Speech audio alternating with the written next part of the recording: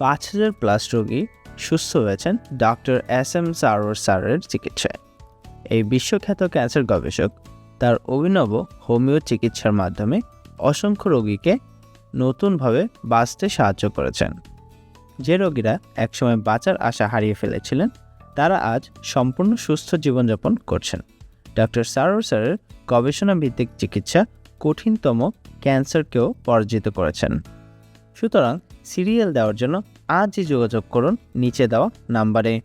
Doctor Sarwar sir রোগী দেখেন শনিবার থেকে সোমবার ঢাকা পল্টন এবং মঙ্গলবার থেকে বৃহস্পতিবার হবিগঞ্জ, সকাল 10টা থেকে সন্ধ্যা 6টা পর্যন্ত। সুতরাং ক্যান্সার হলে অ্যান্সার নেই, এই কথার ভিত্তি নেই। সবাই ভালো থাকবেন। আল্লাহ হাফেজ।